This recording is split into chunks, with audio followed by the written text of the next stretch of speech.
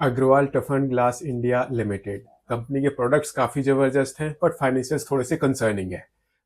जानते हैं इस कंपनी के बारे में एंड इसके आने वाले आईपीओ के बारे में। कहीं मत जाइए, चैनल को सब्सक्राइब कर लीजिए। सबसे पहले जानते हैं इस कंपनी के बारे में।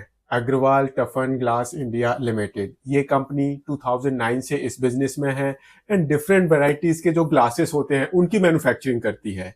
एंड जो ये ग्लासेस हैं, जो इस कंपनी के प्रोडक्ट्स हैं, इस कंपनी ने कुछ सब कैटेगरीज में डिवाइड किया हुआ है, जैसे कि लैमिनेटेड ग्लास, फिर frosted glass, tinted glass, reflective glass, clear glass, DGU double glazed glass and toughen glasses.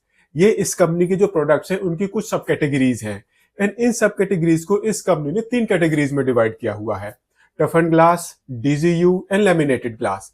And अगर हम इस कंपनी के बिजनेस को इस कंपनी की कैटेगरी वाइज डिवाइड करें तो इस कंपनी की जो टोटल रेवेन्यू है अप्रोक्सीमेटली 51% रेवेन्यू आती है इस कंपनी के टफन ग्लास से, 29% रेवेन्यू आती है डीजीयू से एंड अप्रोक्सीमेटली 20% रेवेन्यू आती है इस कंपनी की लैमिनेटेड ग्लासेस से। एंड ऐसे ही जो ये कंपनी है, ये कंपनी अपने प्रोडक्ट्स को B2B एंड B2C दोनों सेगमेंट में बेचती है। हालांकि मैक्सिमम रेवेन्यू B2B सेगमेंट से आती है। अप्रोक्सीमेटली 92% रेवेन्यू आती है इस कंपनी की B2B सेगमेंट से एंड अप्रोक्सीमेटली 8% रेवेन्यू आती है B2C सेगमेंट से। तो बेसिकली जो ये कंपनी है, मैक्सिमम जो इस कंपनी की रेवेन्यू है, तो बेसिकली जो इस कंपनी की मैक्सिमम रेवेन्यू है वो इस कंपनी की दूसरी कंपनीज को प्रोडक्ट सेल करके आती है, B2B सेगमेंट से आती है। एंड ऐसे ही अगर हम इस कंपनी के क्लाइंट कॉन्सेंट्रेशन देखें तो अप्रोक्सीमेटली 8.4% रेवेन्यू वो इस कंपनी की सबसे बड़े कस्टमर से आती है एंड अप्रोक्सीमेटली 34% रेवेन्यू वो इस कंपनी की टॉप 10 कस्टमर से आती है। कंसर्निंग है इस कंपनी का supplier mix, I mean more than 85% raw material ये कंपनी अपने एक ही सप्लायर से परचेज करती है and approximately 100%, I mean more than 99% raw material ये कंपनी टॉप 10 सप्लायर से परचेज करती है। तो बेसिकली जो इस कंपनी का रॉ मटेरियल है, जो ये कंपनी मैन्युफैक्चरिंग में यूज करती है, ऑलमोस्ट सारा का सारा वो टॉप 10 सप्लायर से आता है। ये बहुत बड़ी कंसर्निंग बात मानी जाएगी इस कंपनी के लिए। ऐसे ही ये कंपनी इंडिया के 12 स्टेट्स में अपना बिजनेस करती है। हालांकि मैक्सिमम रेवेन्यू 72% रेवेन्यू वो इस कंपनी की सिर्फ राजस्थान स्टेट से आती है एंड मोर देन 92% रेवेन्यू इस कंपनी की वो Rajasthan and Haryana, I mean इन्हीं दो स्टेट से आती है। आई मीन यहाँ पर मैं आपको बता दूं दैट जो ये कंपनी है, इस कंपनी के सॉलिड प्रोडक्ट्स हैं। आई मीन आजकल ग्लास का यूज बहुत सारी जगह होता है एंड बहुत ज्यादा होता है। आई मीन आप बिल्डिंग्स देखो ना, आपको पूरी की पूरी बिल्डिंग एक किस्म से ग्लास की बनी हुई नजर आएगी।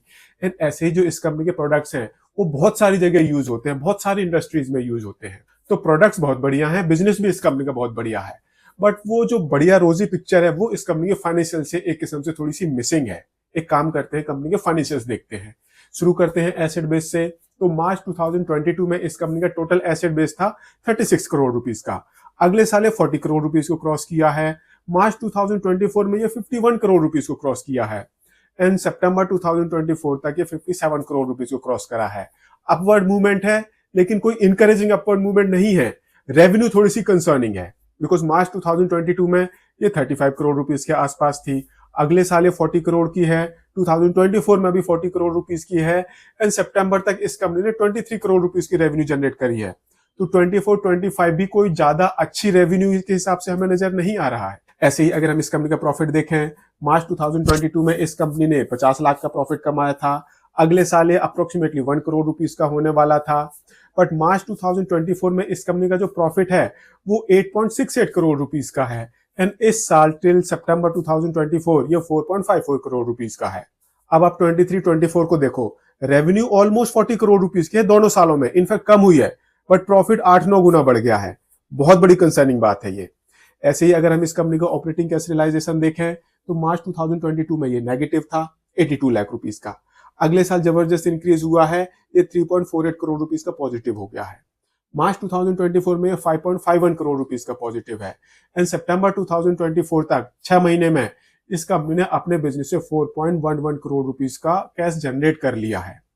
ऐसे ही अगर हम इस कंपनी की बोरोइंग देखें तो मार्च 2022 में ये 26 करोड़ रुपीस थी। अगले साल ये बढ़कर 29 करोड़ रुपीस के आसपास पहुंच गई है। मार्च 2024 में 29 करोड़ रुपीस को क्रॉस कर गई है एंड इस साल सितंबर तक ये 30 करोड़ रुपीस को क्रॉस कर गई है।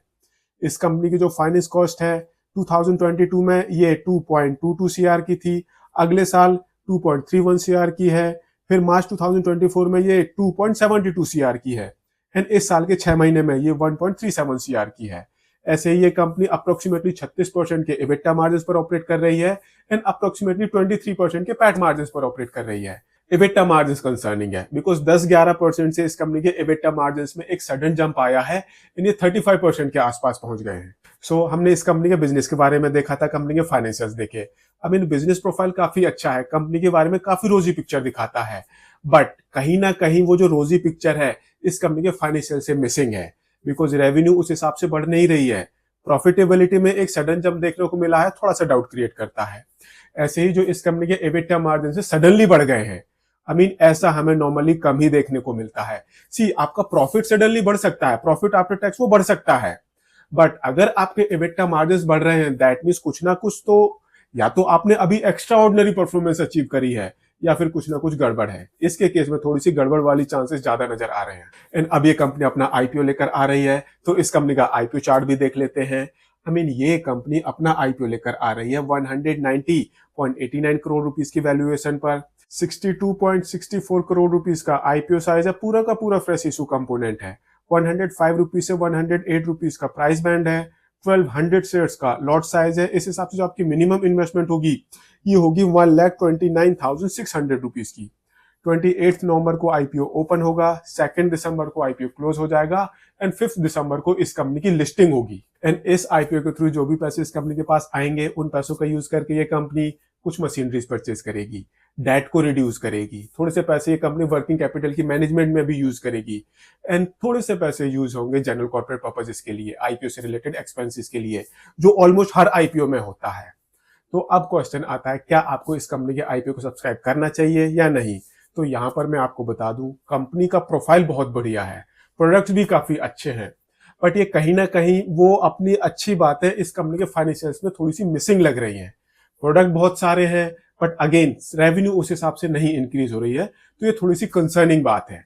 बिकॉज आज की डेट में अगर कोई कंपनी अपनी रेवेन्यू इंक्रीज करने में स्ट्रगल कर रही है तो फिर आपको उस कंपनी से थोड़ा सा दूर ही रहना चाहिए। एनसी जो ये ग्लास इंडस्ट्री है, यहाँ पर आपको अच्छी लिस्टेड कंपनियां भी मिल जाएंगी जो मेन बोर्ड सेगमेंट में लिस्टेड है। तो फिर आप SME सेगमेंट में क्यों जा रहे हो? क्यों एक ऐसे टाइम में इन्वेस्ट कर रहे हो जहां पर फ्यूचर थोड़ा सा अनसर्टेन दिख रहा है? मैं इस कंपनी के IPO से दूर रहूंगा। आप अपना डिसीजन थोड़ा सा सोच समझ कर लें एंड इन्वेस्टमेंट एडवाइजर से कंसल्ट करने के बाद लें। बिकॉज ऐसा भी हो सकता है अगर आप इस कंपनी के IPO में इन्वेस्ट करो तो आपके पैसे मैनीफोल्ड बढ़ जाएं, but at the same time ऐसा भी हो सकता है दैट आपको काफी बड़ा लॉस हो जाए। तो अपना डिसीजन थोड़ा सा सोच समझ कर लें एंड इन्वेस्टमेंट एडवाइजर से कंसल्ट करने के बाद लें। हाँ, अगर आपको ये वीडियो पसंद आया हो तो इसको लाइक शेयर जरूर करें एंड चैनल को सब्सक्राइब करें।